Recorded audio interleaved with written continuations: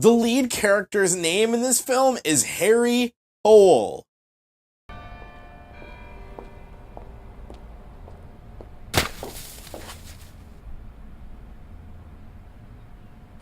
Alright, before we get into the review of this film, I'm literally going to read you the description from IMDB and Rotten Tomatoes.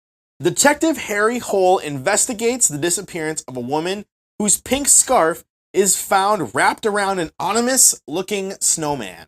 That never happens in this movie. Let's move on to Rotten Tomatoes, shall we?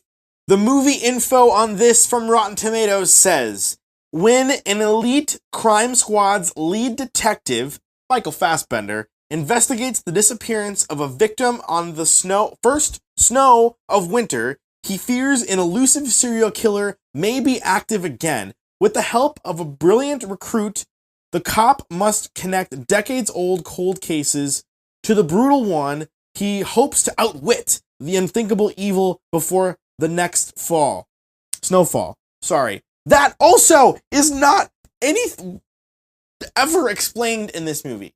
Alright, if you couldn't tell, I feel that this movie is very bad. But before I go on a rant about what is bad about this movie, let's talk for a second about what's good. Forever the Optimist. For about the first 20 minutes of this movie, I was actually interested in what was happening. I was genuinely fascinated about the whodunit situation. I wanted to know more about the mystery, figuring out this murder and the situation that was actually unfolding. Also, I really feel like the cinematography and the camera work in particular, the shots and the angles in which stuff is shot in this film is brilliant. It actually adds to whatever the suspense is actually there.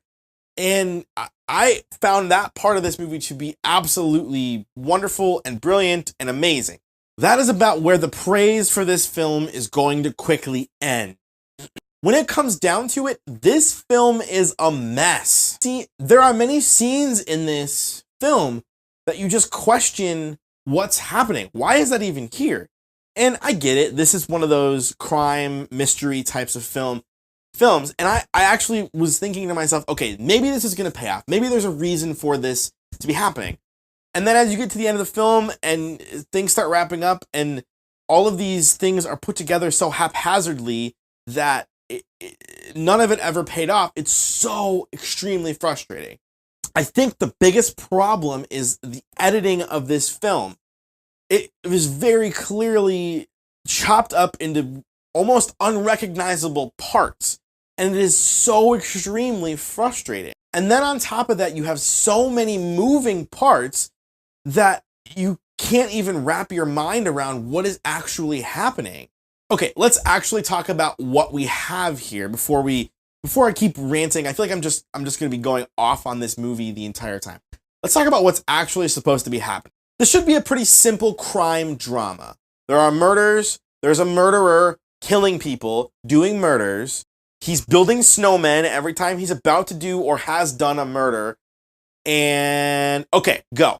But this film fails at that. Not even that is interesting.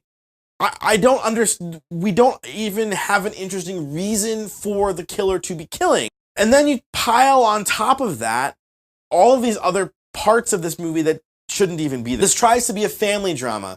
And then this tries to be a buddy cop drama. And then this tries to be some father figure-esque type story. On top of trying to figure out what the murders are. It is so haphazardly put together. And even if it were a good film and had all these components put into it, it could be interesting. The bones of a great film are there, and I think that that's what's so frustrating about this. Because it could be good, but it was put together so awkwardly that it doesn't become a good film at any point. There's never any proper setup to add to all of this terribleness. There's never any proper setup of these characters. Michael Fassbender's character could be a grand slam, and they don't even nail that part. We're told that he's an elite detective, although that comes to us in the form of one line, and then he's just a drunk for the rest of the movie, and then we're never explained to why he's a drunk.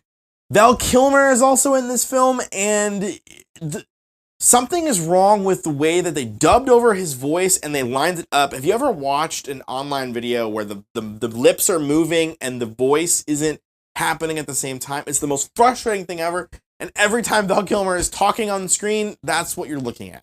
Oh, and there's flashbacks that at no point in the film help move the story forward or explain anything else about this mystery to us. All right, I'm going to go ahead and end my ranting about this film right there. I'm going to give this film a 1 out of 5 stars. I cannot recommend anybody see this movie. It is an absolute mess of a film that clearly had some sort of great idea behind it, and the execution of the entire film was not great. Did you see this film? I'm very sorry. What did you think about it? Leave a comment below if you wouldn't be so kind. Thumbs up and subscribe there as well. Catch you later.